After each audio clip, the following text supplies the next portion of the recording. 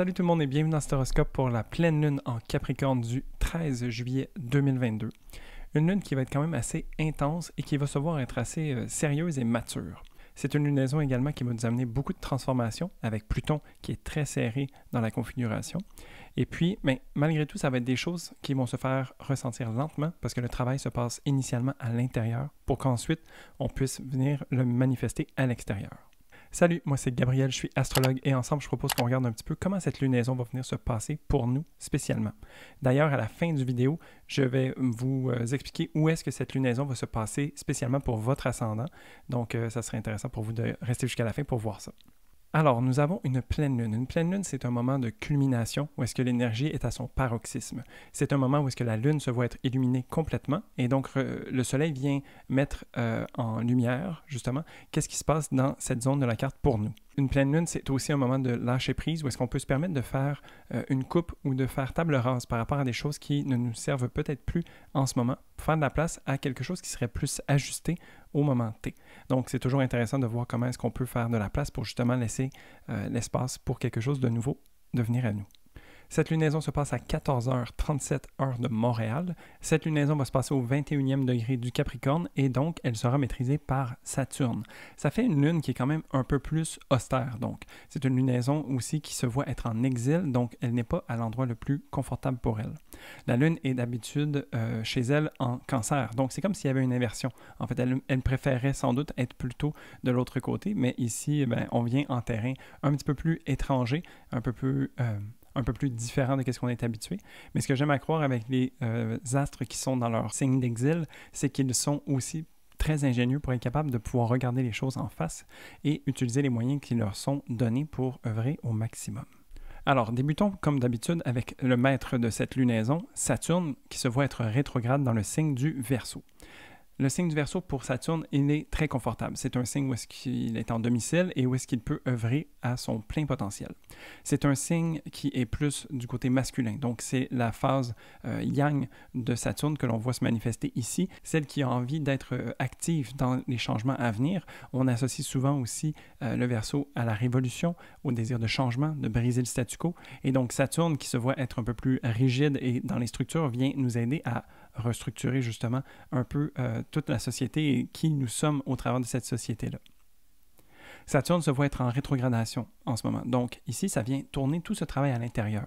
Depuis certains temps, on sait que Saturne était au carré des nœuds lunaires. Ça commence à s'amoindrir parce que de notre point de vue, il recule dans le ciel, mais c'est toujours présent. Et dans le fond, cette rétrograde, on peut s'imaginer que c'est comme une remise en question.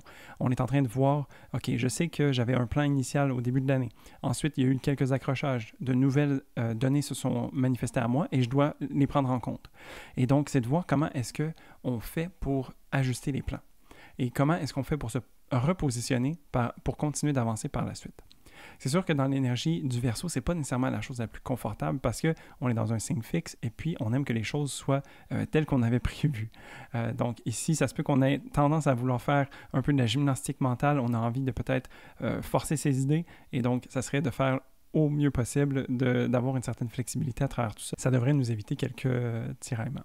Mais donc oui, ce Saturne vient alourdir un petit peu cette lunaison, vient la rendre sérieuse, la rendre aussi mature. Donc on a besoin d'être réaliste et de voir les choses concrètement. Tu sais, avec l'énergie du Capricorne, là où est-ce que la Lune se trouve et avec Saturne qui se trouve en Verseau, on a vraiment envie de voir c'est quoi les engagements à long terme qu'on a envie de voir et de faire pour soi. Tu sais, de voir qu'est-ce qui vraiment vient nous parler et comment est-ce qu'on a envie d'être acteur au sein de tout ça. Comment est-ce qu'on aimerait être si on était la personne qui devait porter un peu une grosse charge de tout ça, tu sais? Donc, c'est un peu ce genre de questions-là. C'est pour ça que ça demande un peu de maturité, un peu de responsabilité aussi, et puis de regarder les choses objectivement. Et donc, je mets ça un petit peu lourd, tu sais, avec Saturne et tout ça, ce qui est généralement le cas de toute manière, mais on a un trigone avec Vénus qui vient adoucir un peu tout ça. Vénus, c'est une planète qui nous parle de valeurs, de choix, qui nous parle de comment est-ce que l'on aime, comment est-ce qu'on est en relation avec l'autre, c'est quoi notre notion de plaisir, etc. Donc, il y a vraiment ce côté doux, en fait, qui peut se faire ressentir. Et puis, Saturne est dans le Verseau. Vénus est dans le Gémeaux. Donc, les deux se rejoignent en trigone parce qu'ils sont les deux dans des signes d'air. Où est-ce qu'ils peuvent se comprendre, où est-ce qu'ils peuvent expliquer les choses. Ils peuvent aussi aller au-delà des ressentis ou des sensations. C'est vraiment un peu plus dans le côté mental qu'on va venir faire du sens de tout ça. Alors, c'est comme si malgré qu'il y a un peu de lourdeur, on est capable de comprendre en fait à quoi ça va nous servir et comment est-ce que ça peut nous être favorable en fait. Parce que le trigone vient épauler, mais vient aussi adoucir un peu cette relation-là. Aussi, ça peut être un excellent moment pour conscientiser et comprendre, en fait, c'est quoi les engagements. Tu sais, je parlais de comment est-ce qu'on a envie d'être acteur au travers de tout ça. Ici, c'est de voir comment est-ce qu'on peut être acteur, non seulement au niveau de la structure, mais aussi au niveau de ce qui est important pour nous et les choix qu'on a envie de prendre au travers de tout ça. Alors, je trouve que ça donne quand même un peu le ton de cette lunaison. Allons voir spécialement donc cette lune. Cette lune en Capricorne, donc, qui est en exil, qui se voit être dans une situation un petit peu différente qu'à l'habitude, où est-ce qu'elle a moins de ressources, mais qui néanmoins lui offre certains avantages qu'elle n'a pas lorsqu'elle est chez elle. Donc ici, une lune en Capricorne se voit être beaucoup plus pragmatique, objective et froide face aux émotions. Donc on se permet d'avoir un regard plus complet, plus objectif, plus détaché, peut-être même, mais non pas sans oublier de les prendre en considération. Alors ici, on a un sérieux qui vient faire en sorte que on regarde les choses droit en face et on fait ce qu'il faut pour se sentir mieux par rapport à elle. La lune, ça nous parle de nos besoins aussi, donc d'être vraiment factuel, direct par rapport à qu'est-ce qu'on a besoin et d'agir en conséquence, de se donner les moyens. Des fois, ça peut prendre plus de temps, des fois, on aimerait que ça soit tout de suite, mais avec l'énergie du Capricorne, on est capable de dire, ok, oui, je vais mettre l'effort parce que, en fait, c'est ça qui est important pour moi, puis advienne que pourra, si ça prend un mois à se réaliser, au moins, je vais pouvoir en bénéficier à un moment donné. Donc, il y a un petit peu cette vibe-là avec l'énergie du Capricorne. Sinon, la lune, ça parle de nos peurs, et donc, avec l'énergie du Capricorne, on se permet de regarder les choses froidement, avec le sang-froid plutôt, d'être capable de dire, bon, ok, ça, c'est une chose qui me fait peur, comment est-ce que je peux adresser la situation, comment est-ce que je peux m'en sortir, comment est-ce que je peux peut-être mieux les comprendre maintenant que je ne suis pas assailli totalement par l'émotion, que j'ai ce petit détachement ou cette objectivité face à elle. Donc ça peut être des moments de lucidité ou de clarté qui peuvent venir nous aider à trouver des moyens concrets dans notre réalité, parce que le Capricorne, c'est un signe de terre, des moyens concrets donc de venir pallier aux besoins qu'on a ou aux peurs qui peuvent nous habiter. Cette lunaison, donc, on est en pleine lune, elle est évidemment à l'opposition du soleil qui est en cancer. Le soleil en cancer est un soleil très sensible, bienveillant, émotionnel, qui a tendance à vouloir protéger les gens. Donc ici, on a quand même un soleil qui vient épauler la lune qui se voit être en dehors de chez elle. La lune aussi est gardienne de ce soleil et il y a donc une genre de réception, ce qui fait en sorte que la lune se voit être garante un peu du soleil. Et là, je ne vais pas rentrer trop dans les technicalités, mais la Lune est dans le 3e décan du Capricorne qui est, lui, maîtrisé par le Soleil. Donc, on peut s'imaginer qu'il y a une sorte de réception mutuelle ici. Ou est-ce qu'une réception mutuelle, ce que ça veut dire, c'est que les deux peuvent se supporter à travers l'effort. Donc, la Lune se voit, oui, être en détriment dans le signe du Capricorne, mais elle se voit aidée par les rayons du Soleil. Et le Soleil qui se déploie quand même assez aisément à travers l'énergie du Cancer se voit être bercé ou supporté par cette Lune. Donc, ça fait du bien ici. L'opposition aussi, c'est de voir comment est-ce que les deux penchants peuvent venir s'intégrer. C'est de voir c'est quoi la relation entre le monde intérieur qui est représenté par la Lune et le monde extérieur qui est représenté par le Soleil. Comment est-ce qu'on vient trouver son équilibre? Au niveau des émotions, est-ce qu'on se laisse assaillir par les émotions ou est-ce qu'on est complètement apathique par rapport à elles? Donc, c'est de voir en fait comment est-ce que le spectre vient se déployer devant soi et de choisir où est-ce qu'on a envie de se situer.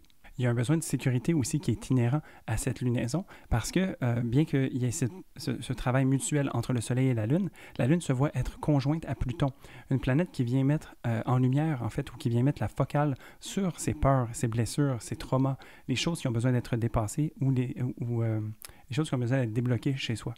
Et donc, d'avoir cette Lune qui se voit être un peu en terre aride, qui se voit côtoyé par Pluton, il y a cette intensité qui peut se faire ressentir. Je crois que c'est quand même porteur d'une certaine intensité. Donc, et puis ici, de savoir ça, on peut aussi se donner les moyens de faire avec.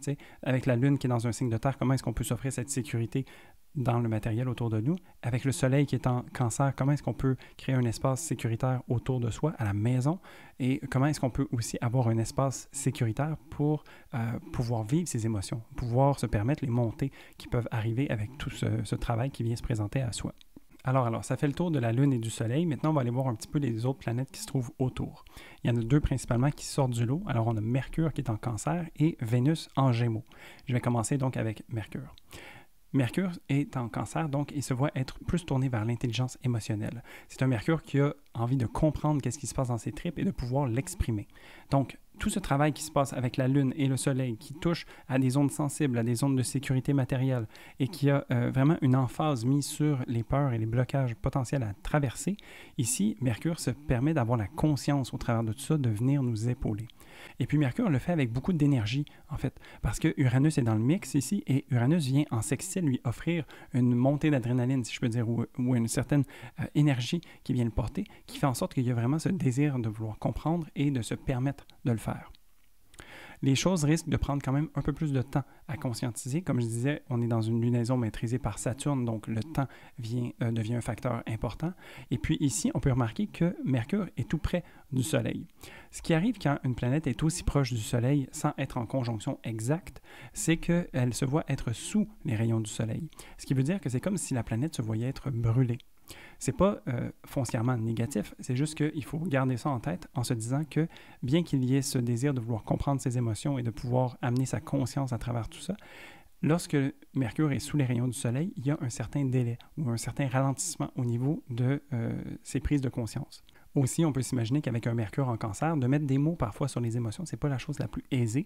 Et donc, il faut prendre le temps de bien laisser les choses mijoter, de bien se laisser les ressentir pour être capable de les exprimer de manière juste. Et donc, à ce niveau-là, juste se prévoir qu'il y a peut-être un certain délai au niveau de la communication, au niveau des échanges et au niveau des prises de conscience qui viennent en lien avec cette lunaison-là. Et pour finir, on va regarder Vénus en Gémeaux. Donc, Vénus ici qui travaille de pair avec Saturne. Donc, ici, c'est quand même assez positif. Et elle se voit être au carré de Neptune qui est rétrograde.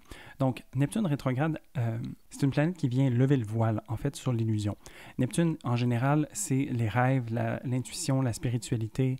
C'est tout ce qui est un peu en dehors de notre réel, l'intangible et tout ça. Quand on a la rétrograde de Neptune, il y a ce côté très pragmatique qui vient se faire ressentir. C'est comme si on allumait les lumières dans une salle de théâtre pour se rendre compte en fait que c'est un décor et que c'est des acteurs et puis tout le truc c'est faux en fait. Mais ici, donc, le fait que Neptune rétrograde vienne en carré avec Vénus, ça fait en sorte qu'il y a un bon potentiel créatif, mais créatif de manière vraie, dans le sens qu'il n'y a pas d'illusion, dans le sens aussi qu'on comprend très bien qu'est-ce qui est à l'œuvre et puis on se permet de mettre l'effort nécessaire pour que ça fonctionne. Par exemple, je disais que cette lunaison va peut-être sembler un peu lourde, un peu mature, un peu intense. Eh bien, ici, on comprend très bien pourquoi. Ici, peut-être que dans votre vie, ça va se manifester, qu'on va être capable de dire, ben oui, évidemment, c'est tel truc qui est en train de se passer, puis oui, c'est intense, mais voici qu'est-ce que je peux faire, tu sais. Donc, il y a une importance qui est mise sur ce qui est important pour soi, comment est-ce qu'on va œuvrer, quel choix est-ce qu'on va faire au travers de tout ça, et puis on va le faire de manière très lucide, en fait, avec Neptune qui vient nous aider, oui, un peu avec une certaine tension, mais ici, je le vois plus comme une tension créative qui nous permet de trouver peut-être une façon nouvelle, une troisième voie, comment est-ce qu'on fait pour continuer de rêver, par exemple, sachant très bien qu'il y a beaucoup de choses qui peuvent être illusoires, tu sais. Alors, il y a un peu d'équilibre ici à trouver, puis je pense que ces deux planètes peuvent se permettre de faire le travail. Ah oui, puis évidemment, Vénus en Gémeaux, elle aime parler, elle aime être avec les autres, donc peut-être que d'avoir ce rapport à l'autre, d'avoir des échanges, de pouvoir partager en fait nos expériences avec autrui pourrait vraiment être bénéfique ici, de nous aider aussi à gagner en perspective. Parce qu'avec Vénus en Gémeaux, on aime en avoir de la perspective, on aime être capable de pouvoir regarder les choses de tous les bords, tous les côtés, pour se faire une idée. Donc je pense qu'ici, tout ça vient nous amener une belle dose de pragmatisme.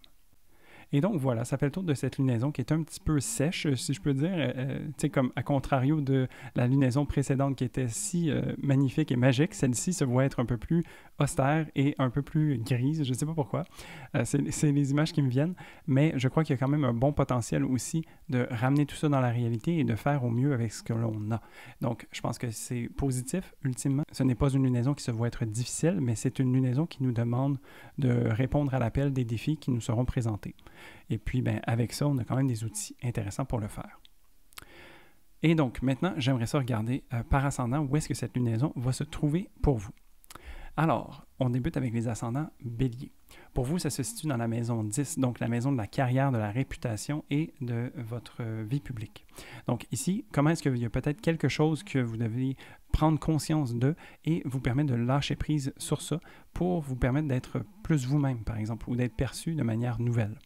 Ça pourrait vraiment être intéressant d'amener cette dose de pragmatisme ici. Pour les ascendants taureaux, ça se passe dans votre maison 9 et donc ce réalisme, ce pragmatisme, comment est-ce que ça vient peut-être allumer ou initier une nouvelle réflexion pour vous? Comment est-ce qu'il y a peut-être certains idéaux ou certaines philosophies qui ne font plus de sens maintenant que vous regardez les choses avec un regard plus frais? Peut-être que ça vous donne envie de vous rediriger par rapport à comment est-ce que vous envisagez le monde. Pour les ascendants Gémeaux, cette lunaison se passe en maison 8 et donc ça vous amène à reconnecter avec ces parts un peu plus sombres de vous-même. C'est une lunaison donc qui va vous amener à aller dans des parts d'ombre, des parts peut-être en lien avec vos blocages justement, ou en lien avec les choses qui ont besoin d'être transformées. Et puis c'est de vous offrir en fait l'espace nécessaire pour aller voir qu'est-ce qui se situe dans ces zones-là pour vous. Pour les ascendants Cancer, cette lunaison se passe dans votre maison 7 et donc c'est au niveau des relations intimes que ça se passe, que ce soit au niveau professionnel, amical ou amoureux. C'est à travers ce vecteur que cette lunaison vous permet de couper avec quelque chose et de relancer un nouveau chapitre. Pour les ascendants Lion, cette lunaison se passe en maison 6 et donc la maison 6, c'est la maison qui parle de la santé, du travail, du quotidien, des choses qu'on ne remarque pas trop. Alors de peut-être mettre l'emphase sur votre quotidien et les choses du train-train quotidien, voir qu'est-ce qui s'y cache. Peut-être que ça serait intéressant de voir ça de manière rationnelle et de vous permettre de faire les changements adéquats pour vous sentir mieux. Pour les ascendants vierges, cette lunaison se passe en maison 5 et donc c'est un moment peut-être de voir qu'est-ce que vous avez envie de créer, qu'est-ce que vous avez envie de mettre comme travail de l'avant. Ici, c'est une maison qui vous parle de vos plaisirs, de vos hobbies et puis aussi ultimement de ce que vous avez envie de contribuer à la société. Donc, de vous permettre un regard frais sur ça et logique, tangible, ça serait vraiment intéressant. Pour les ascendants balance, cette lunaison se passe en maison 4 et donc c'est au niveau du foyer et de la famille que ça se joue. Ici, c'est de voir un regard objectif et analytique peut-être de ce qui est pour voir s'il y a des choses qui ont besoin d'être peut-être modifiées ou si vous avez envie de peut-être débuter quelque chose de nouveau dans cette sphère-là de votre vie. Pour les ascendants Scorpion, ça se passe dans votre maison 3 et donc c'est vraiment une belle lunaison pour prendre conscience de choses qui vous habitent et vous entourent. Donc c'est de voir comment est-ce que vous êtes productif, comment est-ce que vous réfléchissez et voir si ça fait toujours du sens. Est-ce que peut-être vous avez besoin d'avoir plus d'informations pour être capable de vous faire bien une idée et peut-être que vous avez besoin aussi de vous rediriger. Donc ça serait une belle lunaison pour se permettre un recalibrage. Pour les ascendants Sagittaire, cette lunaison se passe en maison 2 et donc c'est au niveau de vos talents et de vos ressources que ça se passe. Est-ce que tout fait toujours du sens? Est-ce qu'il y a besoin d'avoir un peu plus de rigueur, un peu plus de sérieux au niveau de ses finances? Peut-être que ça pourrait être intéressant de regarder ça dans cet angle-là. Pour les ascendants Capricorne, ça se passe dans notre maison 1. Et puis ici, donc, c'est au niveau de la personnalité et de la manière que l'on a d'interagir avec le monde. Donc, peut-être qu'il y a une nouvelle phase de nous-mêmes qui a besoin d'émerger et qu'on a besoin de couper avec une phase ancienne de nous. Alors ici, c'est de se permettre d'avoir le regard sérieux et pragmatique qui va nous aider à bien s'enligner sur cette voie-là. Pour les ascendants Verseau, cette lunaison se passe dans votre maison 12 et donc c'est un appel au calme et au retrait. Si on peut se permettre d'avoir un certain moment de solitude pour vivre cette lunaison-là et prendre le temps de bien digérer les émotions ou de bien les conceptualiser, ça pourrait être super intéressant ici pour nous. Et finalement, pour les ascendants Poissons, cette lunaison se passe en maison 11 et donc c'est au niveau de vos rêves et de vos aspirations que ça se joue. Est-ce que vos rêves font du sens? Est-ce qu'ils prennent racine? Est-ce qu'ils sont tangibles dans le monde matériel? Est-ce qu'on est capable d'avancer avec ces idées-là ou ce sont des rêves un peu nébuleux? Donc, ça pourrait être une lunaison parfaite pour venir y mettre du cœur et le sérieux qui est nécessaire. Et donc voilà, ma caméra a arrêté de filmer l'image. Ça fait le tour de cette lunaison par ascendant et en général. Donc, ma foi, c'est une lunaison qui est un petit peu plus grise, un petit peu plus austère et sérieuse, comme j'avais dit, mais je crois quand même qu'il y a énormément de potentiel derrière cette lunaison-là. Il y a un potentiel de régénérescence et de transformation inhérent. Et puis, je crois que si on peut se permettre d'en profiter, bien, ça serait tout à fait bénéfique pour soi. Aussi, ben, quand je dis qu'elle est grise, c'est aussi à nous de venir y mettre notre propre couleur. Donc, ça serait intéressant de voir comment est-ce qu'on peut se permettre d'utiliser la créativité qui peut habiter l'énergie du cancer et qu'on peut venir faire un bel amalgame avec tout ça. Si tu as aimé cette vidéo, n'hésite pas à y mettre un pouce, ça aide beaucoup l'algorithme de YouTube et puis ça me fait plaisir de savoir que vous appréciez les vidéos que je crée semaine après semaine. Si ce n'est pas déjà fait, je t'invite à t'abonner à la chaîne. Si c'est fait, par contre, je te remercie grandement. Et puis, en commentaire, je serais curieux de savoir quels sont vos plans pour cette lunaison. Est-ce que vous avez certaines choses que vous avez envie de manifester en particulier? Laissez-moi savoir en commentaire, comme ça on va pouvoir échanger un petit peu là-dessus. Pour moi, ben, vu que ça se passe dans ma maison 1, c'est sûr que c'est au niveau comme de l'expression de soi, la personnalité et tout ça. Je crois que j'entre dans une phase vraiment intéressante de ma vie très prochainement. Et puis avec ma business, ben, il y a plein de choses qui commencent à émerger. Je trouve ça vraiment stimulant. Et donc, ben, j'ai envie justement de manifester dans ce sens-là. Alors, je vais utiliser ma voix et qui je suis pour y arriver. Et donc, sur ce, je te souhaite une très belle lunaison et je te dis à la prochaine pour un prochain horoscope. Salut!